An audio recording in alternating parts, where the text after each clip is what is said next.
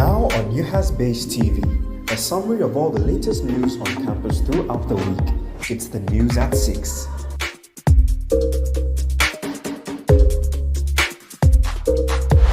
You're watching the news at 6.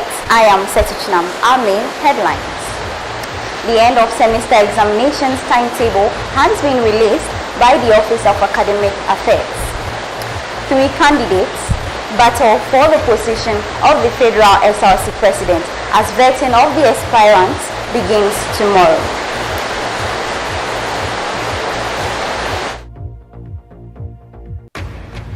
Team UHAS faces backlash from the students over their trip to Treasure Island.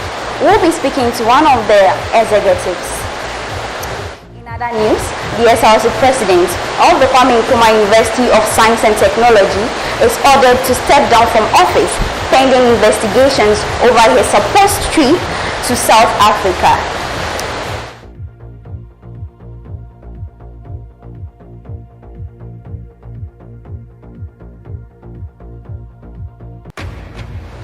The Medical Students Association holds its week's celebrations.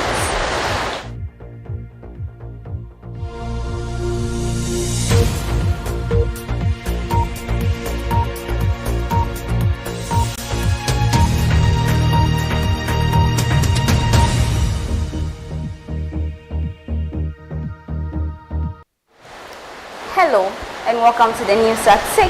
You are watching us live from Facebook as well as YouTube. Do stay with us for all the latest news on campus. The timetable for the end of semester examinations has been released by the Office of the Academic Affairs. According to the timetable, examinations will begin on Friday, 9th September 2022 and end on Thursday, 22nd September 2022. After vacation, there will be a 3 weeks break for all students, after which vocational training will begin on Saturday, 22nd October 2022 and end on Saturday, 19th of November 2022. School will then resume on the 14th of February 2023. Vetting of the aspirants for the various positions will begin tomorrow here at Trafalgar. We know that 3 aspirants are contesting for the position of the Federal SRC President, as compared to last year where we had 5 contestants, 5 candidates who contested for the position of the SRC President. Now, the whole electioneering process has been delayed for so long that it is getting into the executives. They issued an apology to the affected students. I'm being joined here by the Pro Team's UHAS executive, Bright Goku, to throw more light on this story. Okay, so you are welcome, Mr. Bright. Okay, so as we've been hearing news going around that the trip was a catastrophic one. So can you please tell us something about it? Oh, I think we just met a few challenges, and our ability to actually improvise shows that we are really great and we are on a good agenda. For the first time, we were able to fill 5 buses for a trip relating to only UHAS students. That's something that is much more applaudable. But then the main challenge we faced along the line had to do with transport, and we're time bound pertaining to the dealers or the management of Treasure Island, because it's a company, so there's a specific time for us to actually reach there, but we couldn't meet that time due to transportation issues. So because of that, some students, but how come? Because some of them ended up at the Treasure Island and then some ended up at Sogakope Beach Resort. So we really want to understand, because there's confusion everywhere. Oh, okay. I think political propaganda is also playing its role in this whole argument, heated arguments pertaining to opposition. But then the main truth is that the buses that whole campus actually procured was in agreement with Ayalolo, and then the agreement was actually supposed to be that we pay half payment and then later we top up with the rest. But upon arrival in the D-Day, they demanded a full payment. That was which caused a lot of delay because we had parts of the money and the Hohoi people also had parts of the money, but it was just that they were ahead and then we also had to cater for ourselves. I get in here. So we couldn't satisfy that demand and it delayed us for hours, which also affected us on the reaching time. But Hohoi people actually procured different buses from different people. That was why they were able to get there, but then we were delayed by Ayalulu. Oh, okay. So the major problem too was that John Dumelo promised he would come. In fact, there were videos of him trending all over that he would come for the trip, but then he never turned up. So what happened? He never turned up won't be the best way to qualify this. I think the best way to qualify this was that he's a man of great honesty, and it wasn't in his way to actually deceive us.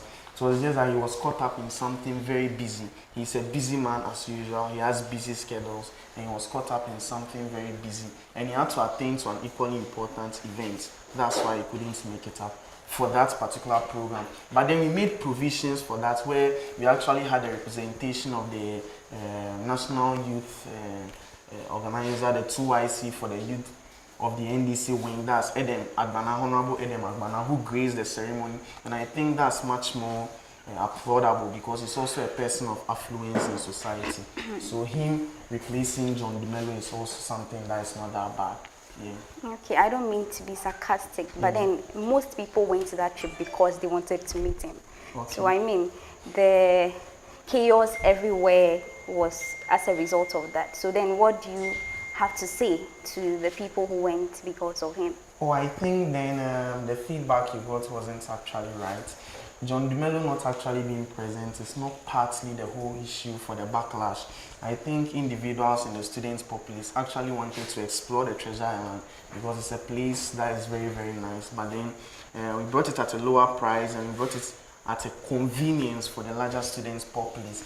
And they couldn't make it there. But then we apologize for not being able to get them there because we faced a few challenges. But our ability to improvise in tough times actually shows that the US is one force to reckon with because we are getting on track. Okay. Thank you very much, Mr. Bright. Yeah. And I look forward to having more interviews with you pertaining to the US. Okay, sure, very well. Thank you very much. Yes, so we heard from the executive of Teams, UHAS. So continuing, away from the SRC President Michael Ebua of the Kwame Nkrumah University of Science and Technology has been asked by the management of the university to step down from office. This comes as an internal investigations are ongoing over his administration's trip to South Africa. So how did we get here? In June, the executives of the SRC went on a trip to South Africa to strengthen relationships between KNUST and the South African-based university. There were speculations online which were later confirmed that he did not go on that trip to South Africa. Now, the management of the university then asked him to refund the amount he took for the trip back to the SRC coffers. Also, in the last few hours, the Speaker of Parliament has also been asked to step down from office. The Medical Students Association is celebrating its week. It began on Monday with the launch of the program, followed by community outreach, and then the Kenke party. It will end today with games. Let's remind you of our top story. Vetting of the candidates will begin tomorrow at 8 a.m. here at Trafalgar. We will bring you live coverage of the whole aspirants here on Good Morning UHAS at 7:30 a.m. hosted by Zenas and Juliet. Thank you for watching. Do enjoy your weekend.